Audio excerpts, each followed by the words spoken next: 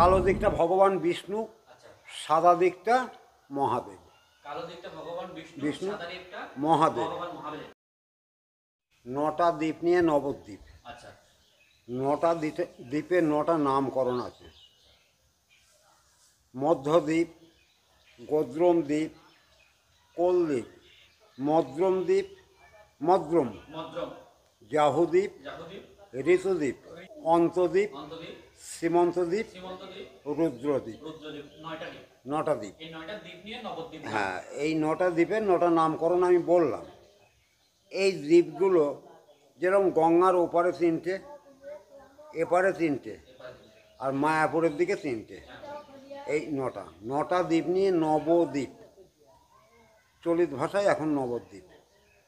তা আমরা অবস্থান করছি এখন মধ্যদ্বীপে। মধ্যদ্বীপে দর্শনীয় স্থান হরিহর ক্ষেত্র,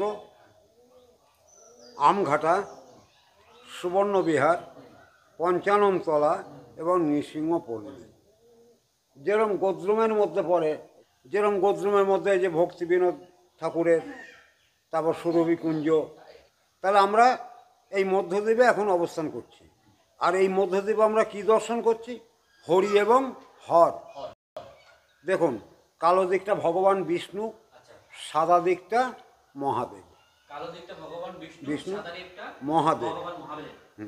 তাহলে হরি হর। হর, হরি হচ্ছে ভগবান, আর হর হচ্ছে সে ভক্ত বলুন, যাই বলুন। আচ্ছা, তাহলে এবার হরির দিকে আছে কে? লক্ষ্মী। আর হরের দিকে পার্বতী। লক্ষ্মী, এদিকে পার্বতী। পার্বতী। আচ্ছা, পার্বতীর পাশে আছে বুড়ো শিব। বুড়ো শিব। বুড়ো শিব।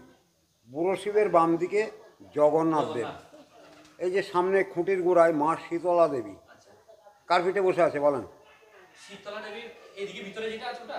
এই যে খুঁটির গোড়ায় একদম ছোট্ট মূর্তিটা। আচ্ছা, খুঁটির গোড়ায়। হ্যাঁ, হ্যাঁ, ওই যে ঘোড়ার উপরে যেটা বসে আছে ওটা ঘোড়া নয়, ওটা গাধা।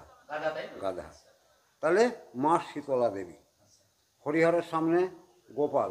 গোপাল। এই যে চরণটা দেখছি, যার বাম পদ হচ্ছে গয়াতে,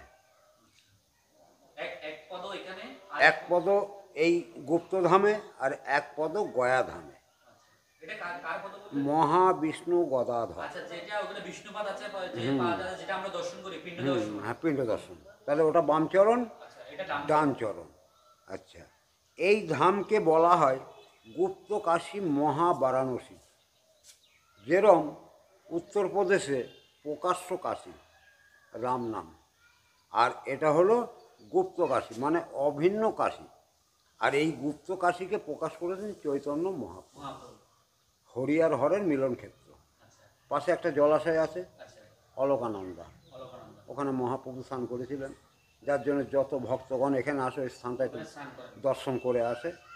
এই হলো এখানকার কাহিনী। আচ্ছা, তারপর আর একটু খোলাভাবে বলি, বামন অবতার, যে বলির অহংকারকে চূর্ণ করার জন্য বামন অবতার রূপ ধরে ত্রিপদভূমি দান চেয়েছিল, এই হচ্ছে বামন অবতারের চরণ, মহাবিষ্ণু গদাধর। হরে কৃষ্ণ।